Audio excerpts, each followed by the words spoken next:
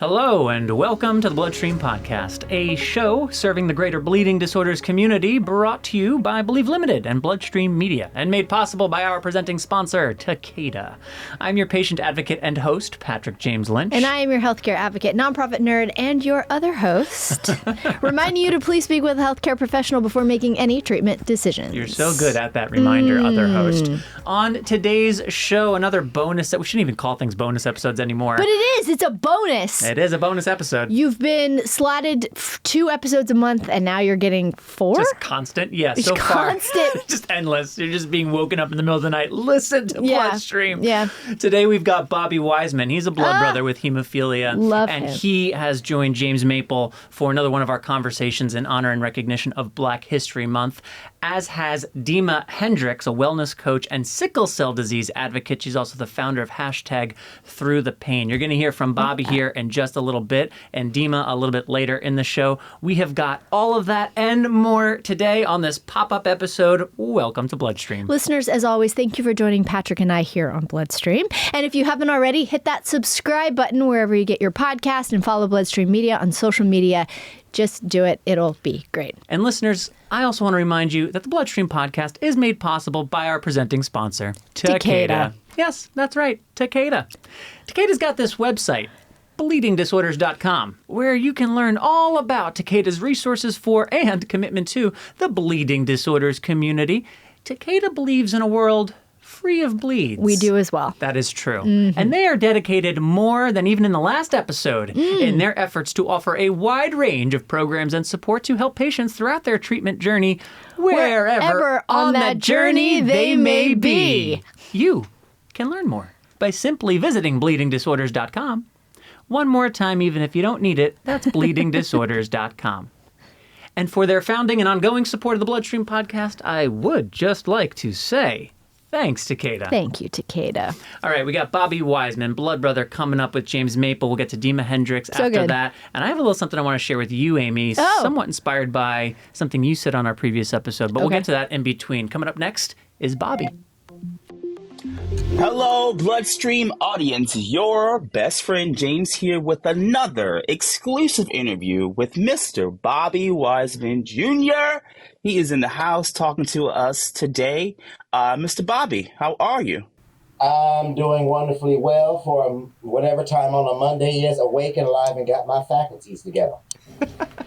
Well, that's always positive things. Before we jump into the interview, could you mind telling the audience a bit about you, where you're from, and your connection to the bleeding disorders community? Well, yes, I am the eldest grandson of John Brown Sr., Dorothy Mae Brown. I'm the oldest and only son of Alice Edna Childs. I'm a San Francisco Bay Area native.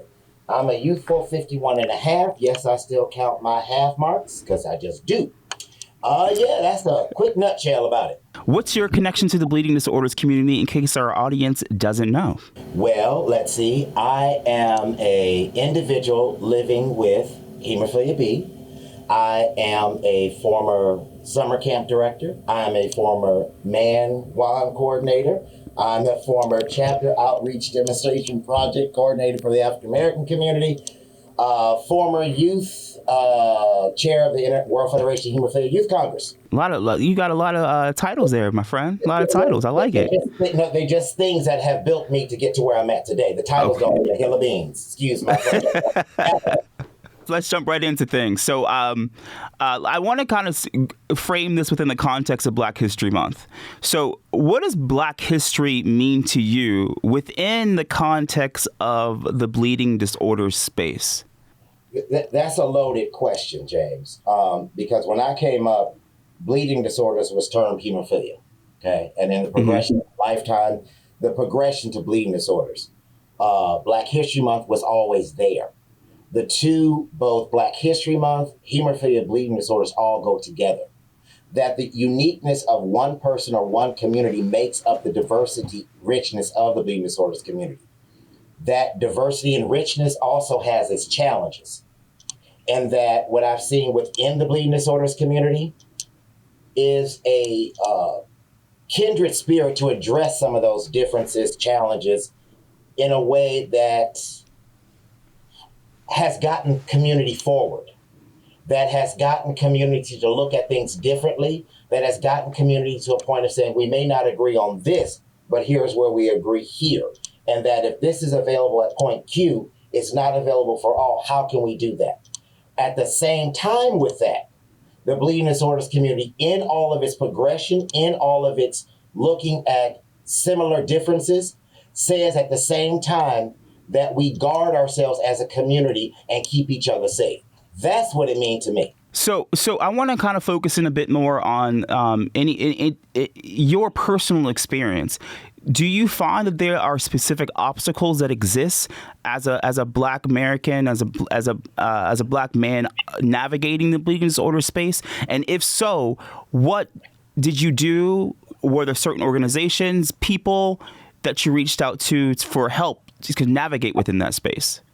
Well, for context, I was born in 1971. At the time of my diagnosis, it was not a known or a given that a Black male or a Black person could be diagnosed with hemophilia. Let's start there, okay? Then the second piece of that, it's, for me, my context is not navigating my bleeding disorder as a Black man. My context is navigating my bleeding disorder with the appropriate supports. My family raised me in such a way that I knew who I was as a person. Yes, I was a Black man growing up in San Francisco. My context was different. Did that mean my access to healthcare was a positive or a negative? Did that mean my access to educational systems positive, negative? Did that mean had no or many quote unquote role models in community? It was always changing. What I mean by that, being in the melting pot of the Bay Area, I had folks who were like and similar to me, not just African-American men, women, the whole shebang, where we connected because of the bleeding disorders piece. That yes, we had some conversations around what is your experience as this, yours as that. My experience as a 51-year-old Black male with hemophilia is not the same as a 48, a 51, a 65-year-old Black male in another area, or a woman, because each of us has our own experience. That to have this tagline that all of our experiences are the same is not necessarily true. We have things that are similar and things that are dissimilar. Because at the same time, walking through with my bleeding disorder, also being a same gender-loving person and a person of faith, navigating all those different channels. So it just wasn't one thing that fostered my experience. Now, there are people, yes, in community that I grew up with and under. Val Byers, who transitioned a bit ago, some of the young men and women out of the program out of Northern California, as well as some folks on the international market that all poured into me and vice versa. Do we all look the same? No. Think the same? No. Believe the same? No. But was that my experience? Yes. I'm curious, given the multifaceted answer you just gave, what advice would you give to someone, your younger self, your 20-year-old self, or any person looking up to you who sees themselves in you? What advice would you give to them? Question, redirect, question, and ask. And what I mean by that, looking back, would I have changed some of the things that I did? No. Am I richer for those experiences? Yes. Would I question some things more? Yes. But at that time and space where I was at, either work-wise, family-wise, or person-wise, I didn't care to. I was living and doing my thing. As you say, look back, live life. I came up in a time when it said about independence, education, advocacy. I remember many on-the-road meetings where getting up the next morning around 9 o'clock, I had the sunglasses on. And there's many 6 a.m. conversations and whatnot. Would I give up those experiences? No. That when talking with some of the guys and girls now, we think back to some of the things we did and where we are now. Those were some of the best moments. Would I give that up and say, oh, no, you shouldn't have? No, I wouldn't have. Gave me some good memories, too. Say, no, not doing that again. And other things I'm glad I did it. Fill in the blanks yourself. Well, speaking of the glad I did it, we talked in the very beginning about the many accomplishments that you've had in your life and your 51 and a half years, as you said. Mm-hmm. Looking back, what is one of the most notable accomplishments that you can think of? That's a loaded question. I'm gonna try to be good. That today is Monday. We're doing this, okay? Typically, I'm off on Mondays, okay, because it's a full day of worship. And the most notable, Jesus, I'm still here. Okay, that's the most notable. I'm able to my brain is intact. My feet get me from A to B, and I have choice. That's the most notable thing. Yeah, there's a whole bunch of titles I got and had, a whole bunch of cute little plaques all over the place and things. But the most notable is that I'm still here. Through the adversity, which turned into a positive for me. Through the moments of some damn dark places, let me just put it as it is. And then that there's small light in that tunnel, and I'm still here.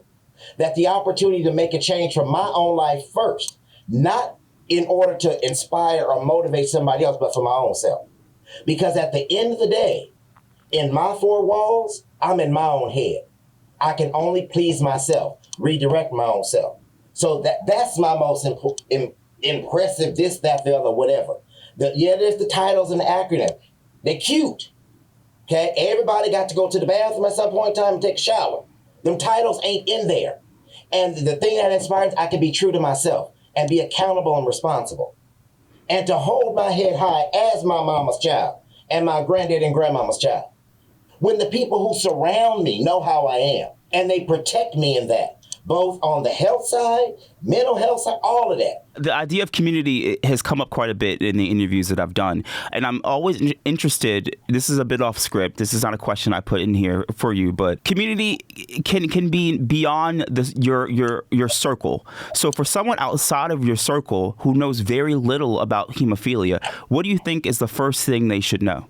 Ask the person that they're encountering. That's number one, if there's a person. If there's not, and they're just doing a Google search, okay, that's printed black and white. That doesn't give breath and life. Do that additional step and reach out. Connect with the person. There's not a thing to know about hemophilia or bleeding disorder, because each of us are different, both male, female, provider, all that, clinic, we're all different. All of our perspectives are different. All of our understandings of hemophilia and bleeding disorders is different. That what I thought and knew about hemophilia when I was 8, 9, 18, and now there's some core information in there. And there's stuff I've gotten rid of because of my growth and stuff I'm still moving towards and into. And so it's not necessarily, someone who wants to know about hemophilia bleeding disorders. That especially in this day and age of new things and whatnot, it's also for the person with his or her bleeding disorder and other stuff, of what they have to relearn. And I know that firsthand of some things I'm still having to relearn because of gene therapy piece. That's almost on the constant.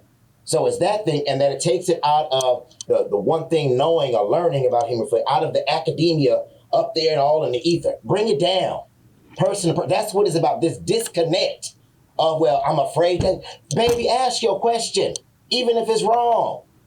Okay? The person may get upset. Oh, well, let them. Find somebody else. Okay, because if you're asking to seek truth or an answer, that's what, if your heart is really there, ask your question.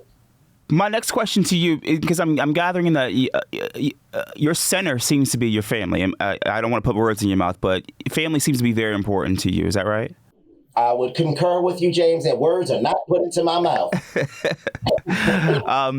So I'm curious about, when in watching you in the Let's Talk documentary that I talked about before we started recording, and my experiences with Patrick, and I'm always interested to know what advice you have for that family who has a child that's born with a bleeding disorder, who had no experience, that wasn't in their realm of understanding, but all of a sudden, boom, things change.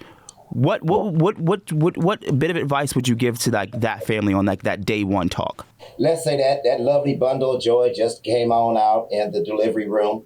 They on the 14th floor, OBGYN sitting cradling that little baby. And that they did the blood work. Yeah, I said done did. Walk along here with me for a second.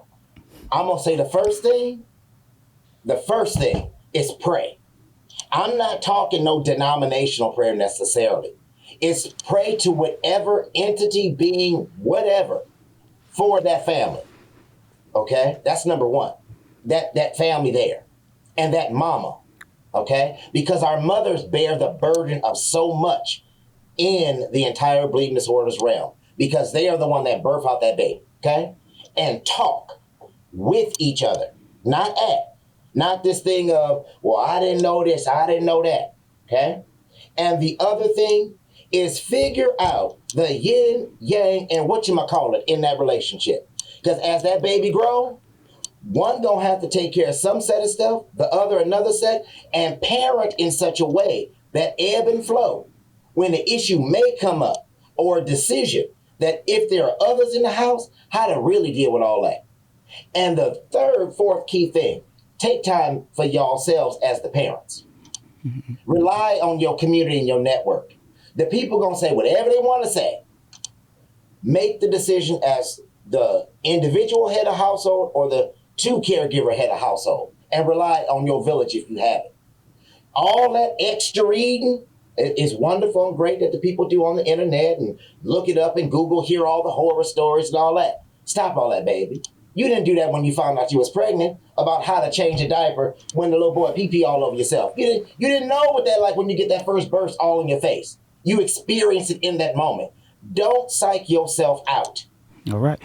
My last question for you, Bobby, before we let you go, is a question I've asked all my guests during this series. What do you want your legacy to be when you're long gone? You know, when people look back on your life, what do you want to be most remembered for? Fulfilled purpose. At one point in time, I did not know what it was, my purpose for still being here. 15, 16 years old, massive GI bleeding, coma 45 days. Car accident, sideswiped by a drunk driver on New Year's. Passenger died on the scene. I walked with scratches with severe hemophilia B. Short while later, double pneumonia on a deathbed. My mama had to come down and get me. Then another day, a couple years later, going to get my nails done because they had to get done, and pass out at the nail shop. Then I get on home and treat, because I hit my head. I'm stubborn. It's like, ended up in the emergency room. And they said you wasn't going to live, Jesus, 6 months, 3 months at the max. But I'm still here. I'm still fighting. Not in a Muhammad Ali way, but I'm fighting to keep my purpose going, to keep pouring in where necessary, to keep living the life that was given to me to live. Okay, that there were many adversities. It wasn't cute all the time, but living in spite of and because of that, of reaching and saying, okay, they said no over here. Okay, but I can try over this way, because that no is the next opportunity. Of being able to be purposeful and intentional in what I'm doing and what have you. Okay, and keeping certain stuff out. Jesus, I ain't got time for foolishness. I ain't got time for the mouth flapping and all that. I'm too old for that. Okay, not chronologically, but for what I've been through. I don't have the time to be drawn out of me and nothing poured in. So in fulfilling my purpose is being clear in that. And with the young people I work with, of keeping them focused on some things. Okay, you're going to go 3 steps forward, 7 back. All right, baby, that's fine. Keep on doing what you need to do. Okay, you don't understand this here? Do your research, not on your phone or ask Siri. Take your butt down to the library. Ask somebody. Okay, it's hard sometimes to do it. What you good at, you do that. Where you ain't good at something, get help. All right, see ya. I definitely think those are inspiring words to be remembered for, and certainly ones to live by. Bobby, thank you very much for taking the time to speak with me, with the Bloodstream audience. Always a pleasure, and we will talk with you soon. Thank you. Amy Board, I don't know if this is going to be as articulate as ideally I'd like it to be. Oh, no. But for the last number of weeks, I have been feeling a little more concerned about the state of all things bleeding disorders than I have usually. And it's kind of, I feel like I want to warn the community, which also feels strange, because who am I to warn anybody about anything? But what I'm concerned about right now, dear hemophilia community, is the fact that we have had a lot of fractures in our leadership and in our advocacy structures over the last number of years. There's been a lot of disruption positive disruption to the treatment landscape, but that disruption does cause all sorts of consternation and processes to be re-examined, and there's payer stuff, and there's 340B stuff, and there's all sorts of stuff. And you made the point in our last episode with your migraine story and your letter that we in the bleeding disorders community and people like me with hemophilia can be reliant on our clinicians at the Hemophilia Treatment Center, our point of contact at our specialty pharmacy, to really fight our biggest fights for us or to do the dirty work. And I think it's true, too. And I think about last week's conversation with Nathan in Washington Days. You know, I don't want to disparage my mother. I love my mother. And she had a lot going on, raising 2 kids with hemophilia as a single parent on 1 income and the whole 9.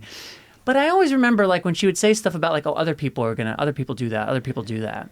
And at a certain point of age, being like, who are the people? Right. Like, who's lobbying on my behalf? Who's talking to my representatives? Who's protecting my interest? Just some amorphous, nameless, faceless people? Right. I don't trust that. Maybe it should be me.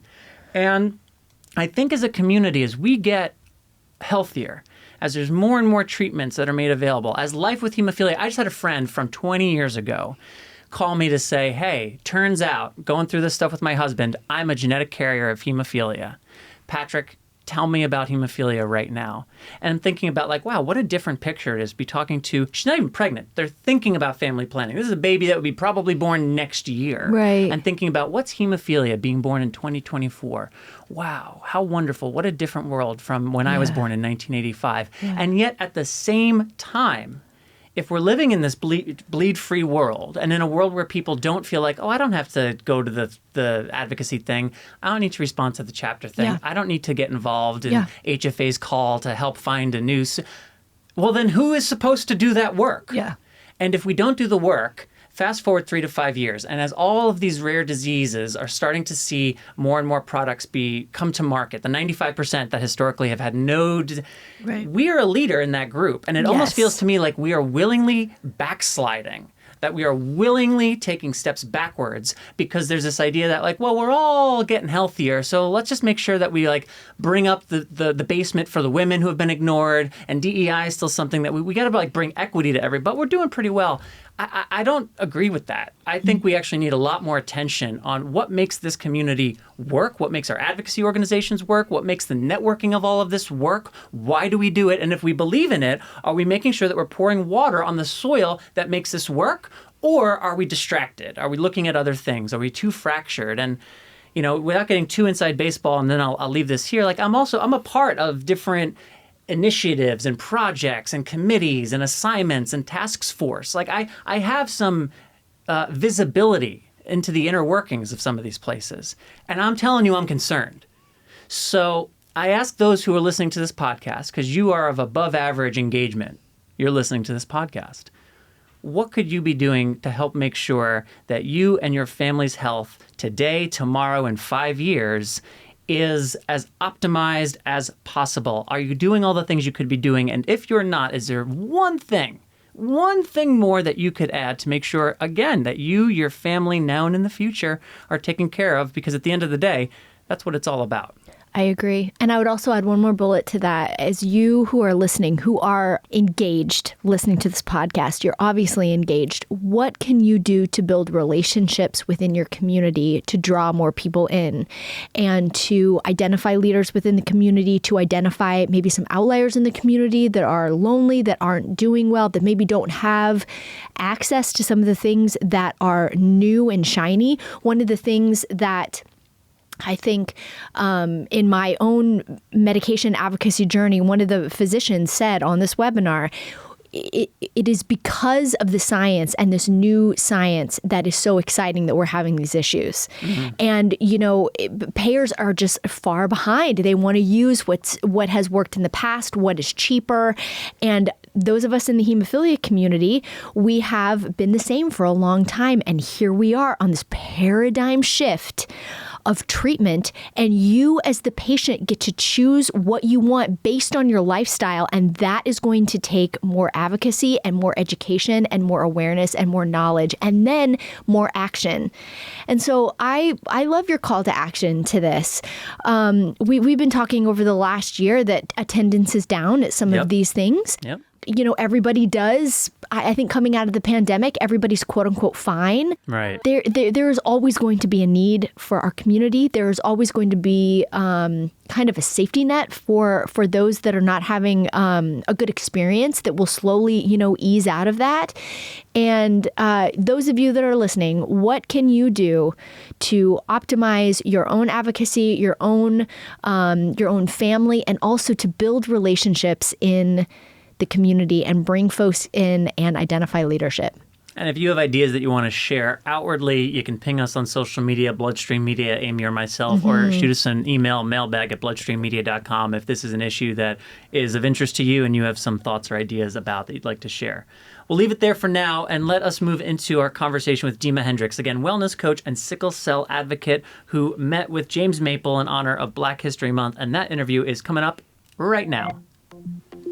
Hello, Bloodstream. It is your new best friend, James Maple, here with a very exciting guest for you. We have advocate, author, ambassador, amazing pageant expert, Miss Dima Henricks.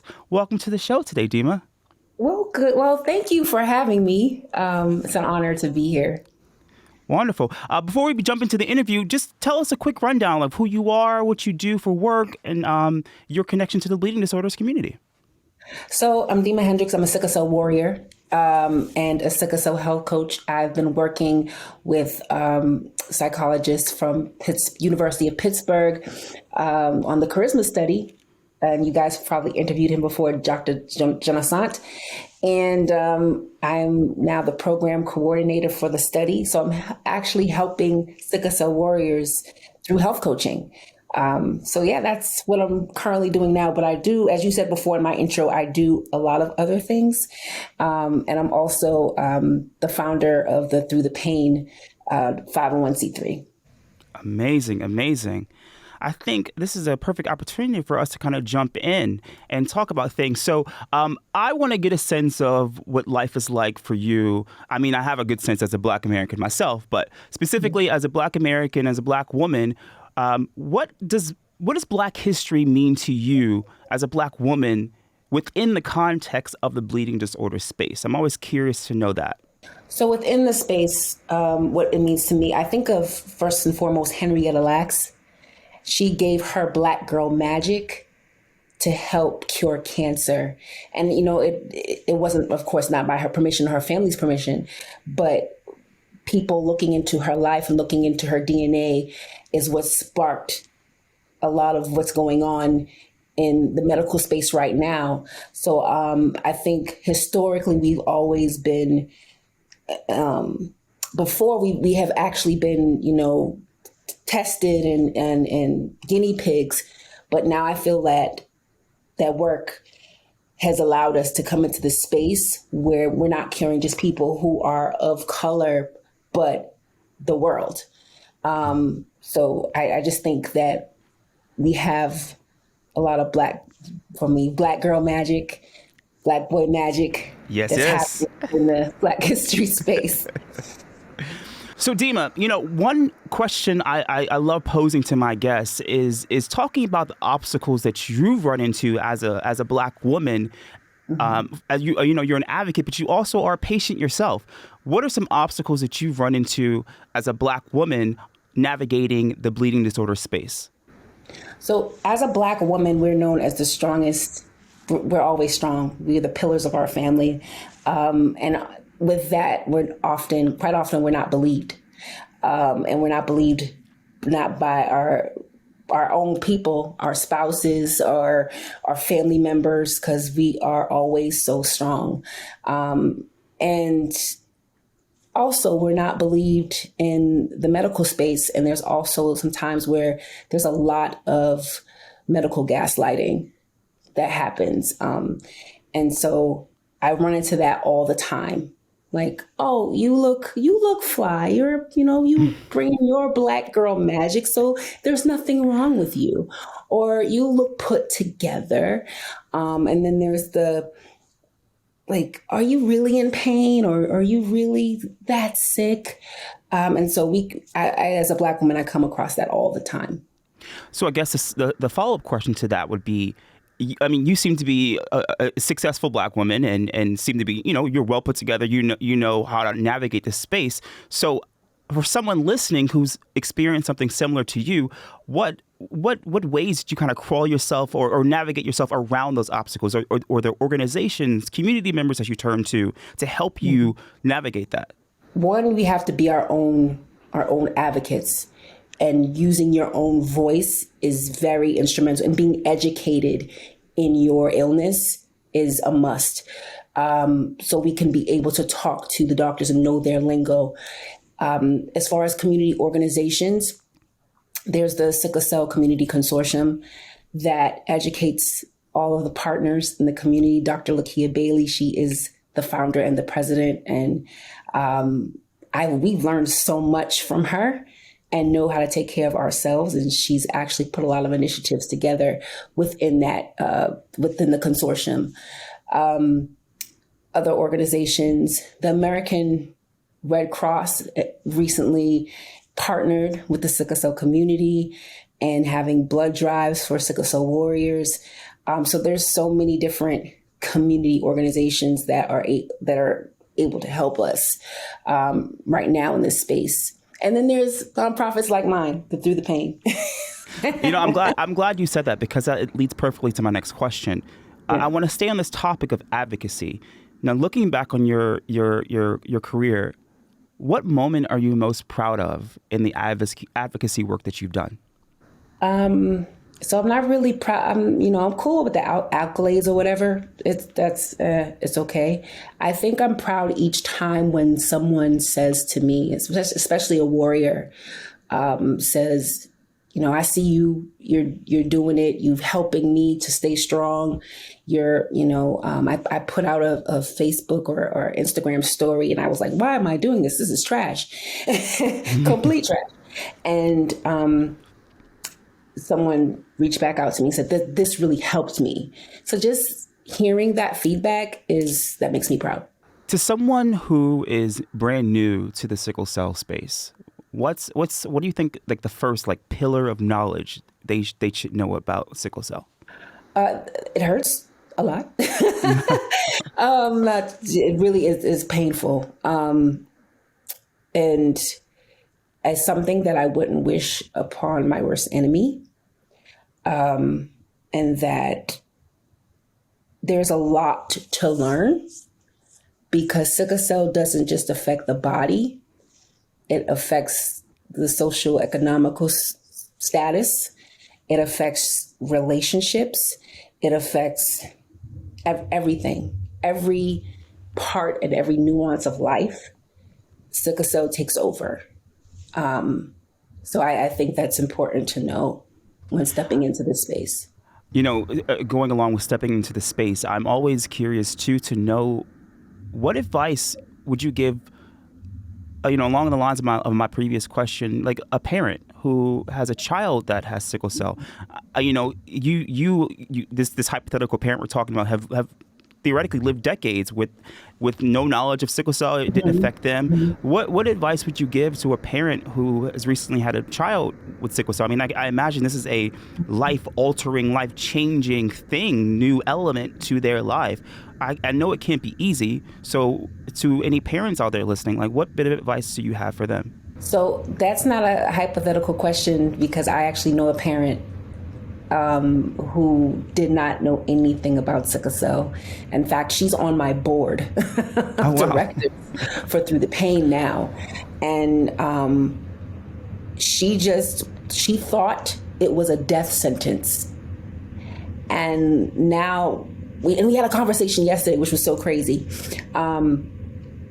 When she sees me and she talks to me, she understands and she sees that, wow, my son can have a beautiful, full life with sickle cell disease and make impact in the space.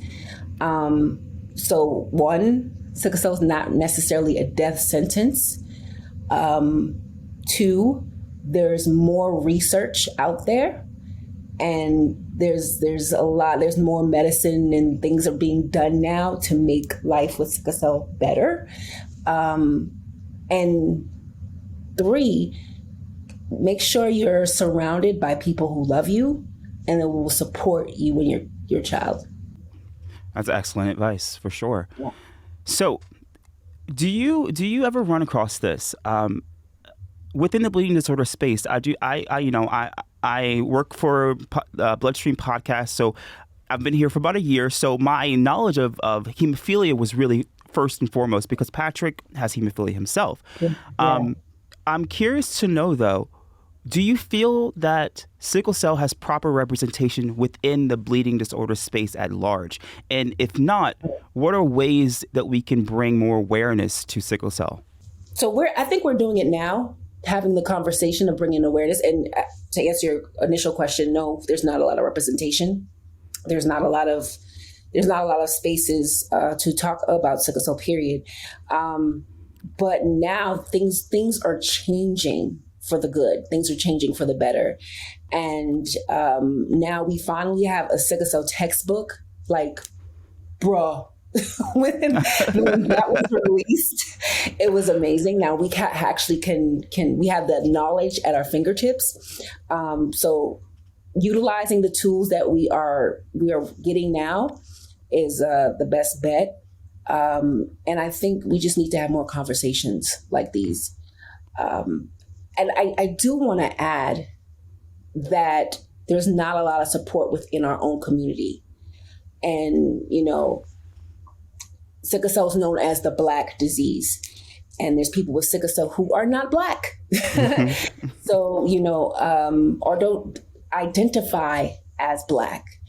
And because of this, we don't have a lot of there's not a lot of newborn screening. There's not a lot of testing. People are walking around with the trait and not even knowing that they're carriers. So I would implore everyone to we need to educate. We need to have the kitchen table talk at home. And you know what I mean when I say that. Us, as a Black community, need to have the kitchen table talk and say, look, this is what happens and this is why it's important. And I think when we tell our own people, then as a collective, we can work better together. Along the lines of working better together, I'm curious to know about your specific advocacy goals in 2023. In researching you, I know you do a lot of different things that not even just in sickle cell, but you speak to so many different people. I'm curious to know, do you have any goals for advocacy across the board that you've set for yourself to achieve in 2023? So I want to kind of establish my nonprofit Through the Pain a little bit more. And I have a podcast called Through the Pain. And this year I want to focus on the podcast, the relationship dynamic. And I have a segment called Loving Through the Pain. And so I have my husband who's my husband, but he's a caregiver. It's really important. The dynamic of the caregiver and spouse relationship is really nuanced and it's really difficult and it can be very demanding on a relationship. So we're going to get into that. So that's one of my goals. My second goal is to raise more awareness about the importance of blood donations. And so we're having several blood drives within the community soon. So those are my main two goals. Incredible. My last question for you before we let you go, Dima, and I'm always curious about this for all of my guests. What do you want your legacy to be? When you are long gone and people remember Dima Henricks, what do you want them to remember about you, Dima? Wow. That is a loaded question. I want my legacy to be an extension, and I apologize for those who are not people of faith. I just have to preface this. But I'm a woman of faith, and I just want my legacy to be an extension of what God's grace and what God's plan is and what God has and what He is. I just want to be an extension of that. I just want to make sure that, I'm living His purpose. Well, you are certainly doing it and making amazing strides along the way. everyone, please, I implore you, go follow Through the Pain podcast. I'm assuming available wherever you listen to podcasts, right, Dima? Yes, wherever you listen to. Excellent. And I will do a live pitch. I would love to be a guest on the show, on your show, Dima. I'm going to make that request live on air right now. And with that said, Dima Henricks, thank you so much for taking the time. We look forward to hearing from you again. Take care, everyone. Thank you to Dima, as well as to Bobby, and of course to James, for contributing to today's episode of Bloodstream, an episode that would not be possible were it not for our presenting sponsor, Takeda. Thanks, Takeda. Visit bleedingdisorders.com to learn more. Bloodstream will be back next on February 24th, which is just next week. That's the cadence we're on right now. Amy, what can listeners expect to hear next week? We'll have more interviews for Black History Month, and we're going to have a preview of Rare Disease Day, which is the best day. And of course, we'll have another segment of Let's Talk with Joshua Sterling Bragg. February 28th this year, but next year it's going to be the 29th again. Rare Disease Day is 28th. Episode's 24th. Rare Disease Day is 28th. And we don't need to talk about next year again. Sorry. I made it very confusing by bringing up a whole nother year, let alone a different date this month. But with all of that, friends, that is all for this episode. And as always, a reminder, subscribe, listen to, and share episodes of the Bloodstream podcast, and really all of the podcasts that are available via bloodstreammedia.com. Share them with friends, colleagues, neighbors, people you're related to, maybe somebody that you just met on a dating site. Really, you could share them with anybody. I'm not going to discriminate. For sure. And if you or a loved one in the bleeding disorders community is a musician and you'd like to share songs and stories for a new segment on Bloodstream, email mailbag@bloodstreammedia.com. You can also use mailbag@bloodstreammedia.com to inquire about storytelling and casting opportunities for our podcast and Believe Limited's films. We're always casting something, literally always. And you can connect with us on social media. You can connect with Bloodstream Media. You can. Or me. My name is Amy. Or Patrick. His name is Patrick. My name is Patrick. I am your host, Patrick James Lynch. And I'm your other host, Amy Board. And until next time, next week, take self-care of yourself. Bye, everybody. Bye-bye.